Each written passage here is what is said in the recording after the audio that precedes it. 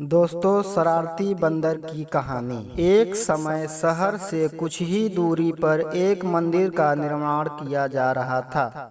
मंदिर में लकड़ी का काम बहुत था, इसलिए लकड़ी चीरने वाले बहुत से मजदूर काम पर लगे हुए थे। यहाँ वहाँ लकड़ी के लट्ठे पड़े हुए थे और लट्ठे व सहतीर चीरने का काम चल रहा था। सारे मजदूरों को दोपहर का भोजन करने के लिए शहर जाना पड़ता था, इसलिए दोपहर के समय 1 घंटे तक वहाँ कोई नहीं होता था। एक दिन खाने का समय हुआ तो सारे मजदूर काम छोड़कर चल दिए। एक लट्ठा आधा चिरा रह गया था। आधे चिरे लट्ठे में मजदूर लकड़ी का किला फंसाकर चले गए। ऐसा करने दोबारा आरी घुसाने में आसानी रहती है। तभी वहां बंदरों का एक दल उछलता कूदता आया। उनमें एक शरारती बंदर भी था, जो बिना मतलब चीजों से छेड़छाड़ करता था। पंगे लेना उसकी आदत थी। बंदरों के सरदार ने सबको वहां पड़ी चीजों से छेड़छाड़ न करने का आदेश दिया। सारे बंदर पेड़ों की ओर चल दिए, पर वह शैतान बंदर सबकी नजर बचाकर पीछे रह गया और लगा अड़ंगेबाजी करने। उसकी नजर अधचिरे लट्ठे पर पड़ी। बस वह उसी पर पिल पड़ा और बीच में अड़ाए गए किले को देखने लगा। फिर उसने पास पड़ी आरी को देखा, उसे उठाकर लकड़ी पर रगड़ने लगा।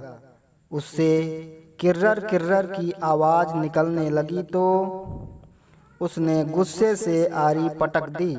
उन बंदरों की भाषा में किर्रर किर्रर का अर्थ निखट्टू था। वह दोबारा लट्ठे के बीच फंसे किले को देखने लगा। उसके दिमाग में कौतूहल होने लगा कि इस किले को लट्ठे के बीच में से निकाल दिया जाए तो क्या होगा। अब वह किले को पकड़कर उसे बाहर निकालने के लिए जोर आजमाइश करने लगा। लट्ठे के बीच फंसाया गया किला तो दो पार्टों के बीच बहुत मजबूती से जकड़ा गया होता है, क्योंकि लट्ठे के दो पार्ट बहुत मजबूत स्प्रिंग वाले क्लिप की तरह उसे दबाए रहते हैं। बंदर खूब जोर लगाकर उसे हिलाने की कोशिश करने लगा। किला जोर लगाने पर हिलने व खिसकने लगा तो बंदर अपनी शक्ति पर खुश हो गया।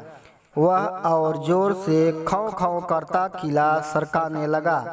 इस धिंगा मुश्ती के बीच बंदर की पूंछ दो पाटों के बीच आ गई थी, जिसका उसे पता ही नहीं लगा। उसने उत्साहित होकर एक जोरदार झटका मारा और जैसे ही किला बाहर खींचा, लट्ठे के दो चिरे भाग फटाक से क्लिप की तरह जुड़ गए और बीच में फंस गई बंदर की पूंछ। बंदर चिल्ला उठा। तभी मजदूर वहां लौटे।